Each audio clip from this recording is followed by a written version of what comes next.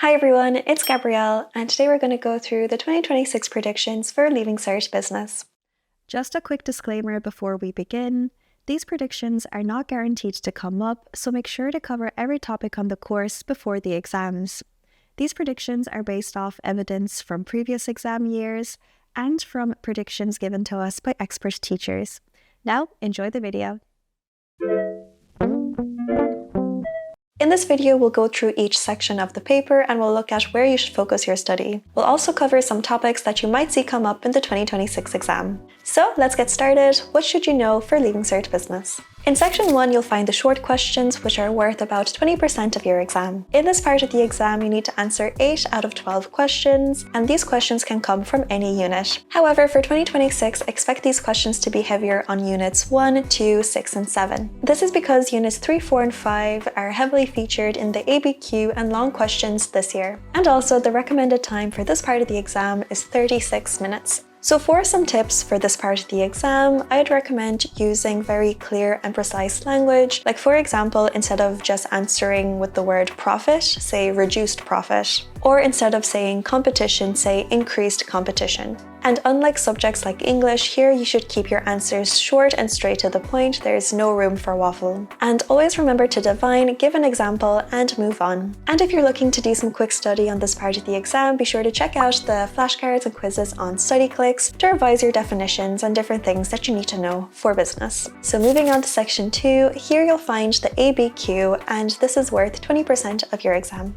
This year, the ABQ will be drawn from 3 units. Unit 3, Managing 1, Unit 4, Managing 2, and Unit 5, Business in Action. We know that these are very demanding units, but they are well worth knowing in depth because they'll also appear in part 2 of the long questions. So it's really worth your time to know them well. And the amount of time you need to spend here is again 36 minutes. And when you'll be looking to answer the questions, don't forget to use the State, Explain, Link structure.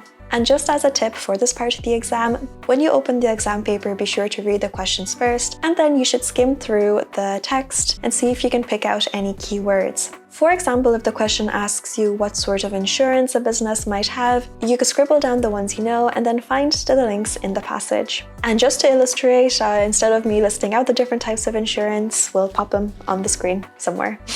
And here are our predictions for some themes that you might see in the ABQ this year. Firstly, you might see management activities, so planning and organizing. You might see business expansion, so mergers and strategic alliances. And you might see the theme of marketing, so the 4 Ps, but especially product and place. And then lastly, you might see sources of finance and insurance. And then moving on to section 3, here you'll see the long questions, which are worth the last 60% of the exam. You must answer 4 out of the 8 questions, so at least 1 question has to come from part 1 and 1 question has to come from part 2, and then the final 2 questions can come from either part. The recommended time here is 27 minutes per question, but try not to go over this time because you might be eating into time from other questions. If you see that you are kind of running over time on a question, it's best to move on to a different one and then come back to that one question if you have time at the end of the exam. So in part 1, you'll see units 1, 6, 7, and in part 2, you'll see units 2, 3, 4, 5. So if you know your ABQ units really well, you will be able to answer 3 of the questions in part 2. And finally, here are some hot topics that might come up in this part of the exam based on current events. These are the issues that are shaping the global business environment right now, so they might feature in the long questions or throughout the exam paper. So firstly, inflation and cost of living might come up.